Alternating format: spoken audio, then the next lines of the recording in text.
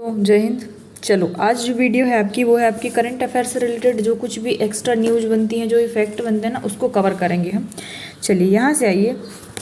नेवाली micro सिंचाई परियोजना का शुभारंभ मध्य प्रदेश के किस जिले में हुआ है? धार में हुआ है, झाबुआ में हुआ है, बड़वानी में हुआ है या खरगोन में हुआ है? तो जिसका सही आंसर है वो है आपका बड़वानी जिले के अंतर्गत हुआ है। ठीक ना, याद रखिएगा। चलिए नेक्स्ट है आपका, बड़वानी जिले में नेवाली माइक्रो सिंचाई परियोजना का नाम किस जनजातीय नायक के नाम पर रखा गया है? देखो, एक तो जिला याद रखना है आपको, ठीक। दूसरा आपको ये सिंचाई परियोजना का नाम याद रखना है, फिर किस जनजातीय व्यक्तित्व के नाम पर ये रखा गया है ये याद रखना है। तो जिसका सही आंसर है वो है आपका टाट्या मामा के नाम पर रखा गया है। तो जिसका सही आंसर है वो है आपका बी, है ना, टाट्या मामा के नाम पर रखा गया है, तांत्या भील जिसे हम कहते हैं।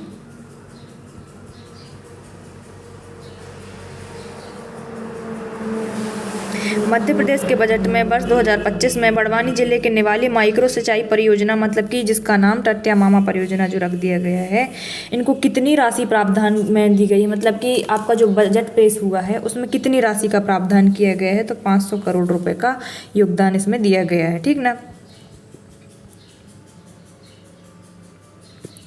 मध्य प्रदेश के बजट में वर्ष 2025-26 में द्वारका नगर योजना जो आई है, आपने देखा होगा 26 के जो बजट पेश हुआ उसमें इस योजना का नाम है, ये न्यू है, याद रखना कि कितनी राशि का प्रावधान इसके लिए किया गया है।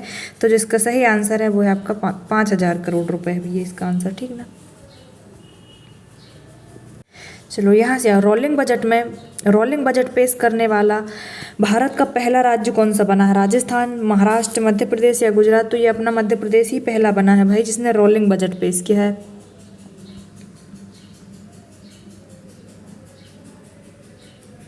यहाँ से आइए, इसमें लिखा है मध्य प्रदेश सरकार द्वारा प्रस्तुत रोलिंग बजट में चालू वर्ष के साथ साथ कितने आगामी वर्षों के प्रस्तावों की झलक दिखाई गई है? तो इसका जो सही आंसर है बी है वो है आगामी 3 वर्ष। मतलब कि यहाँ देखो, आपका जो 26 में तो पेश किया है तो 26 चलेगा आपका, 27 चलेगा आपका और पूरा 28 चलेगा। ठीक ना। तो इसमें 3 वर्ष की जो है झलक इसने दिखा दी है। ठीक ना, याद रखिएगा।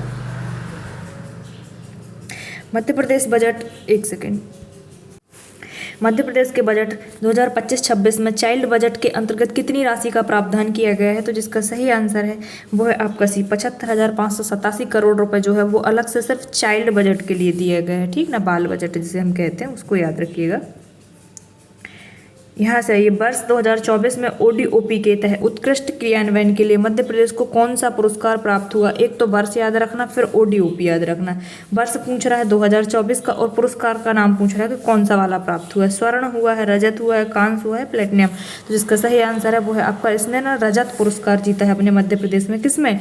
ODOP के उत्कृष्ट प्रदर्शन में। ठीक ना, वर्ष याद रखना 2024 है। वित्तीय वर्ष 2025 में दिसंबर तक मध्य प्रदेश में भारत सरकार द्वारा कुल कितने स्टार्टअप को मान्यता प्राप्त है? एक तो आपको ये याद रखना कि वित्तीय वर्ष में कहाँ तक की बात हो रही, मतलब कि दिसंबर तक की बात हो रही है। ठीक ना।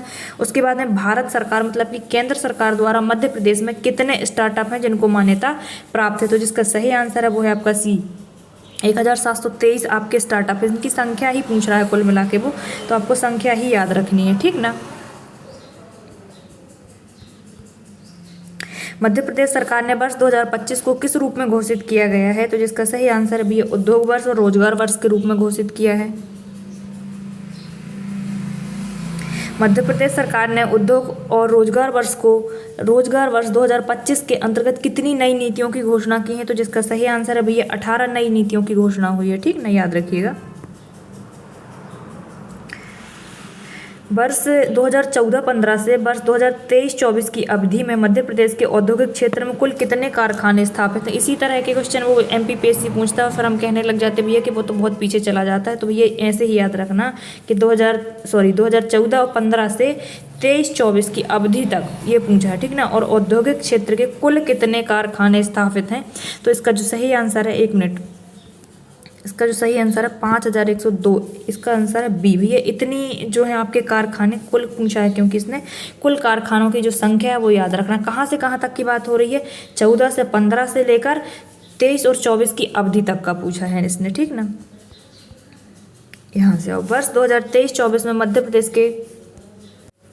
वर्ष 23-24 में मध्य प्रदेश के कुल कार्यबल का लगभग कितना प्रतिशत सेवा क्षेत्र में नियोजित है। देखो भाई सेवा क्षेत्र कौन वाला पूछ रहा है, मतलब जो आपके प्राथमिक द्वितीयक क्षेत्र जो होते हैं ना उसमें से भी सेवा क्षेत्र का जो पूछा है वो वर्ष पूछा है आपका 23, मतलब 2023 और 24 के अंतर्गत, और पूछा है कार्यबल लगभग, है ना। तो जिसका सही आंसर है वो है आपका 19.7% जो है कार्यबल सेवा क्षेत्र में नियोजित है, ठीक ना, ये याद रखना है।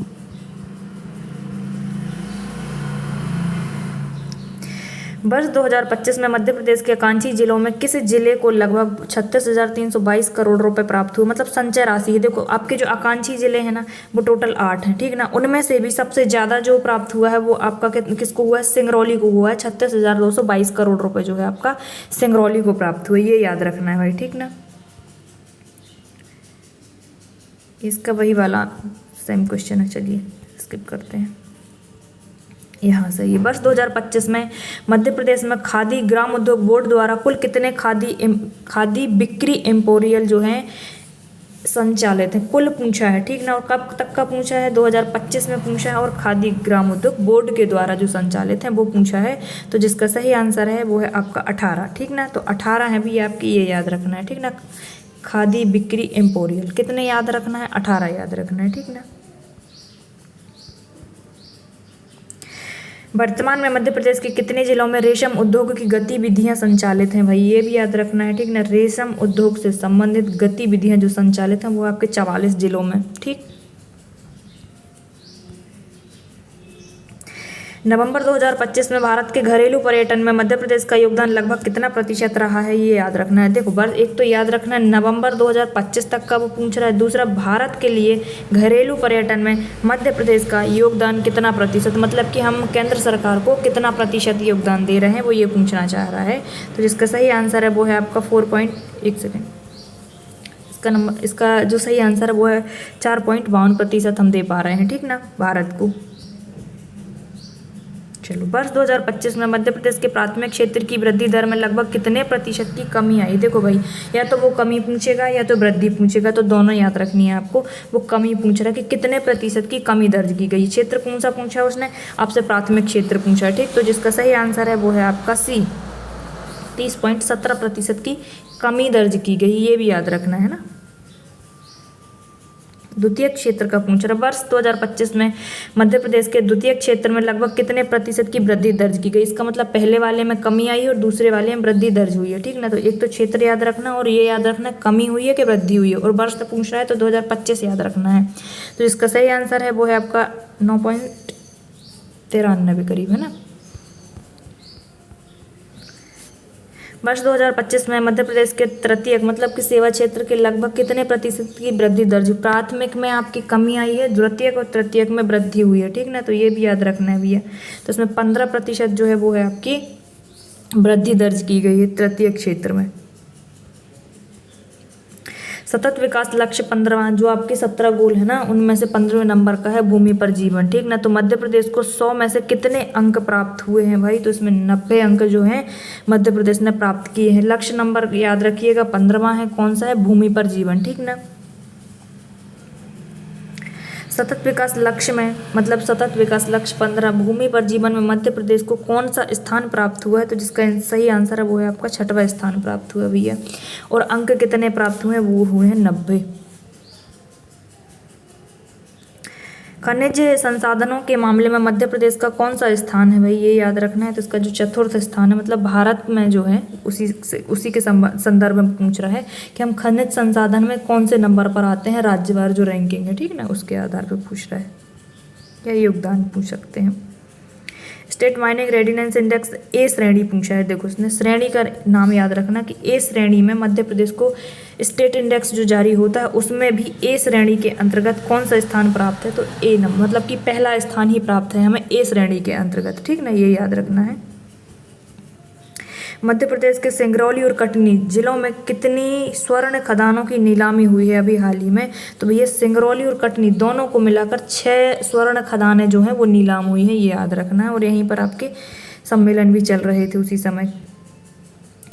मध्य प्रदेश में अवैध खनन रोकने के लिए एआई आधारित कितने चेक पोस्ट स्थापित किए गए हैं? देखो, जो अवैध खनन होता है ना, मतलब चोरी से जो आपकी उत्खनन ये माफिया लोग जो करते हैं, उनकी निगरानी करने के लिए एआई पर आधारित कितने 40 चेक पोस्ट जो हैं वो स्थापित किए गए हैं ना, ताकि इन पर निगरानी बनाई जा सके।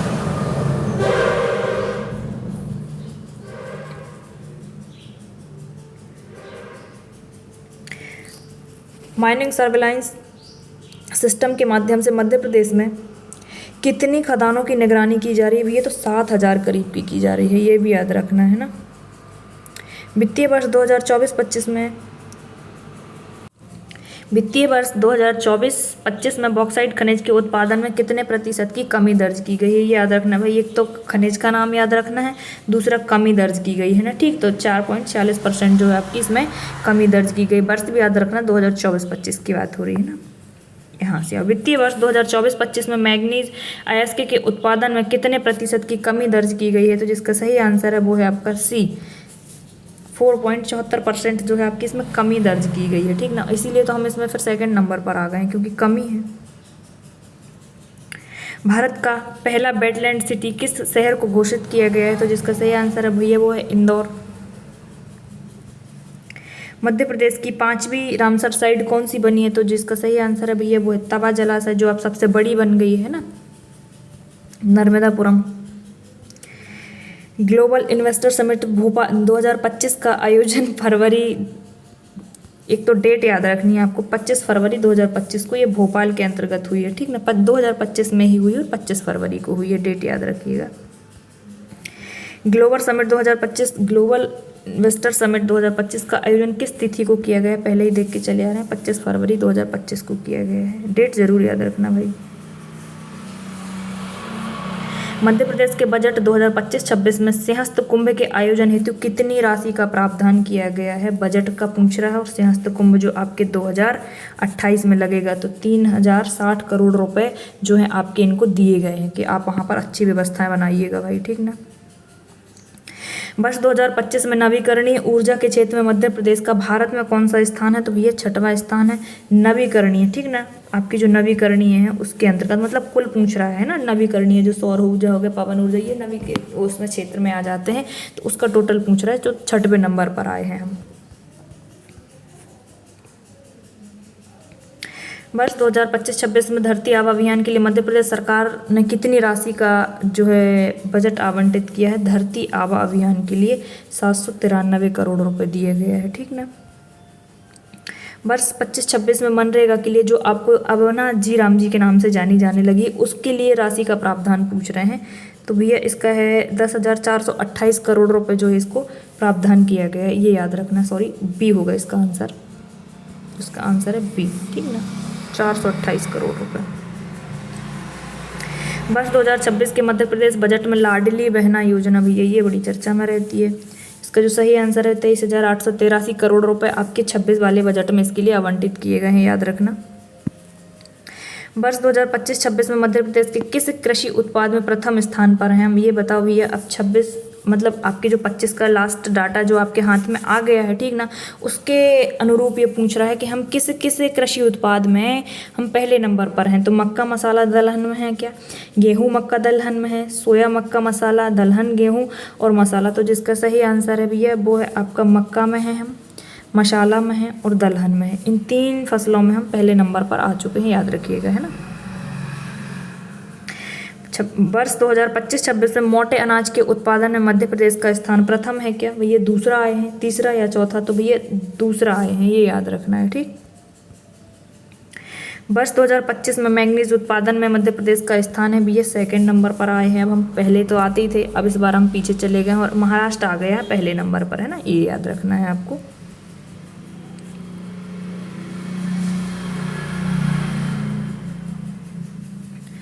वर्ष 2026 में मध्य प्रदेश में प्रति व्यक्ति की आय, देखो एक 2 प्रकार से पूछता है, एक तो स्थिर पूछता है और एक प्रचलित पूछता है। तो सबसे पहले क्वेश्चन को पढ़ने में गलती मत कर लेना, अच्छे से पढ़ना कि वो स्थिर वाली पूछ रहा है कि प्रचलित वाली पूछ रहा है। जैसा इसमें उसने पूछा प्रति व्यक्ति आय स्थिर मूल्य पर बतानी है, तो 76,971 रुपये हो गए हैं।